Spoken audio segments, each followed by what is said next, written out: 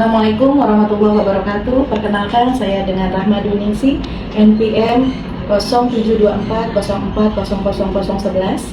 Saat ini saya bertugas di Poliklinik KIA.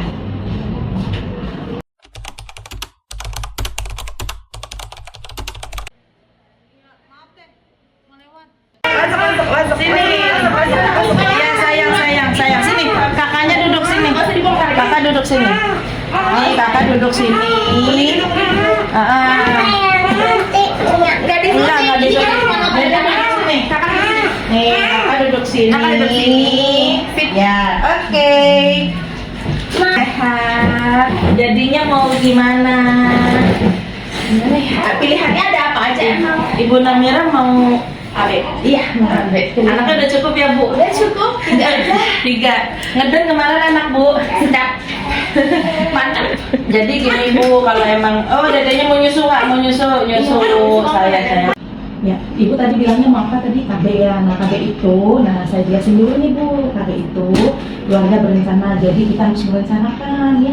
Nah, karena dari program BKKBN itu sebenarnya 2 anak cukup, kebetulan alhamdulillah Ibu dikasih 3 anak ya. Karena sebenarnya ada istilah 4T. 4T ini 4 terlalu, resiko kehamilan dan persalinan sehingga dapat meningkatkan kematian ibu dan bayi. Nah, 4T itu yang pertama terlalu muda, usia 20 tahun. Nah, terus yang kedua terlalu tua, lebih dari 35 tahun. Terus yang ketiga terlalu banyak. Nah, terlalu banyak ini nambah anaknya tuh udah banyak, nambah lagi. Terus yang keempat terlalu sering anaknya tuh udah terlalu sering gitu ya melahirkan karena memang ini berisiko. Nah, kebetulan ibu kan sudah 3, insya Allah udah cukup ya Bu ya. Nah, di sini saya jelaskan dulu apa sih jenis-jenis dari kontrasepsi. Nah, ini sebelumnya kita tahu nih manfaat KB, udah tahu ya Bu ya. KB-nya ini untuk yang pertama kita juga bisa merawat diri, kita juga bisa fokus ngurus merawat anak gitu ya, karena memang kan kalau terlalu banyak juga kita kapan ngurus dirinya. Nah, ini jenis metode kontrasepsi. Di sini kita lihat dulu. Nah, di sini ada namanya KB alami. KB alami ini ada 3 nih Bu. Nah, KB alami di sini ada mal. Nah, kalau kebetulan kan ibu bisa lahiran. Nah, jadi ini metode amenorelaksasi. Dengan ibu menyusui, insya Allah itu secara alami ibu sudah berkabeh. Nah, yang kedua ini di sini bilangnya bukan yang nggak boleh hubungan ya Bu, tapi ini senggama terputus. Artinya nanti yang mengatur adalah bapaknya ketika mau keluar. Nah, yang ketiga ini adalah sistem kalender ya. Nah, ini untuk KB alami. Ada juga KB modern.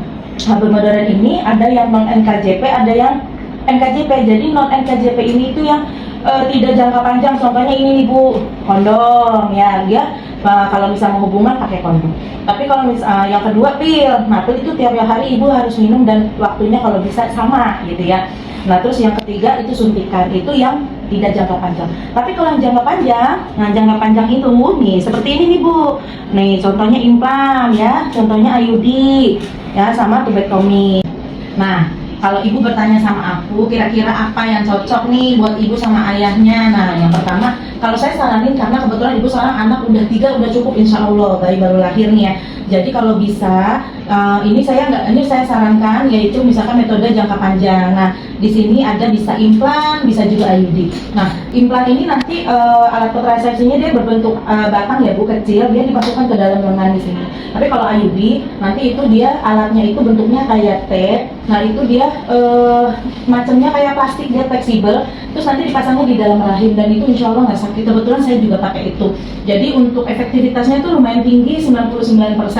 Nah, jangka waktu pemakaiannya IUD ini bisa 5-10 gitu. Insya Allah sih tidak mempengaruhi produksi ASI. Ibu masih bisa bebas memberikan ASI kepada bayinya, sekaligus juga bisa nanti ibu pumping ketika ibu bekerja. Jadi gimana Bu? Kayaknya saya mau yang jangka panjang aja deh. Biar berjarak ya. Biar berjarak ya, cukup udah ketemu. Iya, ya udah nanti dedenya disusuin dulu. Nanti saya siapin alatnya buat dipasang. Ya, udah setuju nih, saya nanti minta tanda tangan buat persetujuannya dulu ya Bu. Nah, ya, ini untuk informasinya tadi saya jelaskan, nanti tanda tangan di sini. Saya sambil siapin dedenya sambil susuin ya Bu. Ya, alhamdulillah nih ibu akhirnya udah dipasang ya Bu ya. Bismillah, mudah-mudahan cocok, ibunya tidak ada keluhan, ayahnya juga nggak ada keluhan. Jadi saya jelasin dulu efek samping dari IUD ini. Itu sebenarnya bervariasi tergantung dari pasiennya ya, tergantung dari adaptasi dari IUD ke rahim ibu. Nah, karena yang pertama ini bisa jadi ibu awal-awal rasanya kram. Tadi ibu nggak kram kan, alhamdulillah. Maksudnya, cuman mungkin nanti takutnya di rumah ada rasa kram, ibu nggak usah kaget. Nanti saya bantu kasih obat nyeri. Nah, terus yang kedua, biasanya kalau misalkan haid itu perdarahannya dia agak lama. Jadi misalkan ibu biasanya haid 7 hari, jadi misalkan 10 hari itu nggak apa-apa. Terus yang ketiga, haidnya jadi bisa jadi tidak teratur, tapi yang udah sih banyak kan tetap teratur tiap bulan dia akan tetap mendapatkan haid. Itu ya Bu ya, jadi kurang lebih seperti itu. Nah, selanjutnya nanti ibu saya jadwalkan kontrol 1 minggu dari pemasangan ya. Tapi kalau bisa ibu nanti pada saat ibu dirasa-rasa kalau memang rasanya aman-aman aja nggak apa-apa. Nah, nanti upayakan 1 minggu atau 2 minggu ibu sempat nih, ibu nanti USG dengan dokter ya untuk melihat posisinya. Mudah-mudahan sih sudah sesuai ya ibu ya. Jadi nanti ibu kontrol dulu, saya jadwalkan untuk USG dengan dokter. Nanti untuk selanjutnya ibu ketemu dengan saya kontrol 1 tahun 1 kali itu cukup. Itu ya Bu ya. Ini nanti kartu kontrolnya saya kasih ke ibu. Itu mudah-mudahan penjelasannya saya sudah dimengerti. Gimana Bapak dan Ibu?